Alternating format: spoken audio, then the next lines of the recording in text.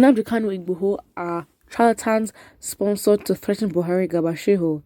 The senior special assistant to President Buhari on media and publicity, Gabasheho, was live on Channels TV and he spoke about those who are calling for succession. Gabasheho said that they are charlatans sponsored to bully and threaten President Buhari, thinking that he would panic and take the wrong decisions. If you could recall that Sunday Igboho made headlines barely 2 weeks ago after he said that the Yoruba people aren't part of Nigeria anymore, Gabasheho also talked about some people who are calling Nnamdi Kanu an online president who is also declaring a new Biafra. Shehu made it clear that these people are sponsored to threaten and bully Buhari, which won't work. So in his words, he basically says they had one online president, that's what they called him, declared a new Biafra. Some of these people are charlatans sponsored to bully and threaten the president, thinking that the president would panic, his hands would shake, and he would take the wrong decisions. You see, it's such a bold assumption to believe that, the actions of Sunday Igboho and Nnamdi Kanu will make the president shake. I mean, this man was literally bullied to give a comment or say anything about the Embarass process. This man has been quiet for, the amount of things that go on in the country. So you really, really think we have the expectation that you think his hands would shake? So you expect us to believe that he's there and that he's responding, because you are basically giving the impression that Buhari responds, which he obviously doesn't. I mean, the Ghanaian president was more of a president to Nigeria than the Nigerian president was. That says a lot. So it's like, okay, fine. For Biafra, it's very, very different. From the beginning of time, they just wanted to leave. I don't even think it had anything to do with Nigeria's incompetency. Obviously, that was early on after we got our independence. But still, they'd always wanted to leave. But for Sunday Igboho, do you not think that his reason is justified? I mean, at this point, one may even argue that he even said this a bit too late, because if Buhari is incompetent and not proactive in terms of making decisions, especially when it came to security, then isn't it justified that they'd want to leave? Because they've been literally pushed to take laws into their own hands when the government has always advised or ordered that you do not do that. And so when you put them in a position where they have to preserve themselves, now they're seen as the evil ones. They're seen as the violent ones who are trying to inflict hate. And of course, it seems like as if it's a hatred towards tribes and all that, but it really isn't. And it's like, if the government is not going to be proactive in certain issues, then what do you expect? So it's like, threaten Buhari. If you're going to threaten somebody, you know that the person makes moves.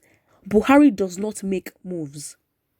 So his silence is very deafening, I'd say, because it's like, I don't even know.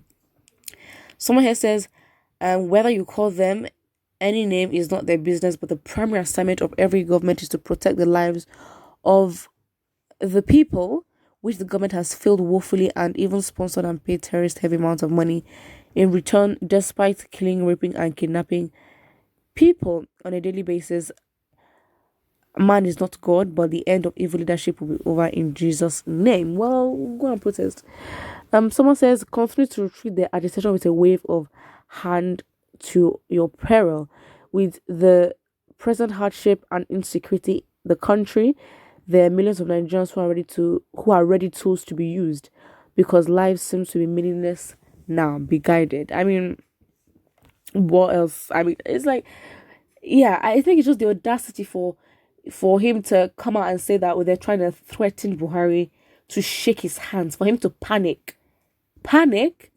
So it is issues like this that he'd want to panic. But when it comes to the Embarass process, and when it comes to children being kidnapped in schools, he wouldn't panic. His hands wouldn't shake. But then now that Sunday Igboho, or let's say it's now a general thing where the Yoruba side of the country is not agitating, or the conversations have started on the possibility of actually removing themselves from Nigeria, that is when Buhari would react, because he understands that us coming together is benefiting them, especially in this rigged system that is inefficient.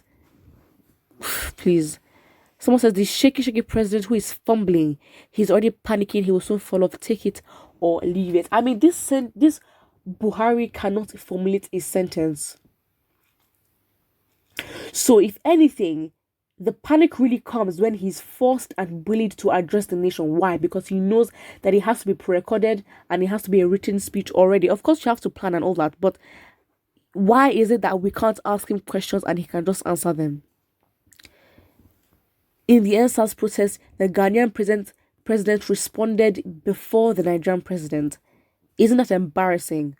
But I guess it's where we are. And for Garba Shehu, like, first of all, is the audacity of this man. Like, who do you think you are? Because I think we need to put these men in their places. Like, who? Like, what? So you're gonna come here and you spew garbage. Basically, you're spewing, things that are not tangible. So what has Buhari done? Because again, why can't you think that, okay, a possibility might just be that these people just want to separate? Why does it have to go back to Buhari? Because you guys know that you are guilty of not doing your jobs. So it's not like all of you there in Aso Rock benefiting from this rigged system of Nigeria where no one is literally benefiting from anything but you guys. Of course, you'd want to say it's threatening Buhari because it's threatening your coin. It's threatening your pockets. And you know that. And you know that if we separate, it means that the profits that you were earning before would drastically decrease. And they know that. Here's the audacity for me. Another comment here says, Boko Haram terrorist sponsor. Okay, now that is very, very strong. Very, very strong. And that comment here says, if you call them charlatans, what will you call the Asoro cabal? In reply, someone says, help me ask the stupid cow brain. Another person here says, bunch of fools. Whilst another person says, you are the most charlatan. Well, it's sad. But you know what? We move. We actually move because these people we can't afford for them to get to us because we have things to do. We have, changes to accomplish. We just have a lot of things to do where, you know what, they're just looking for attention. And, if you're going to make it seem like as if you're going to threaten Buhari, you only threaten people that make moves because you're trying to, one up them. You're trying to surpass their moves that you think that they're going to make. So again, this thing of, like maybe just let's say you're threatening that the fact is that, if the conversation of succession actually becomes very popular, you're scared that people will change their mind and want that. So yeah, it is what it is. Put what you think and do not forget to like and subscribe.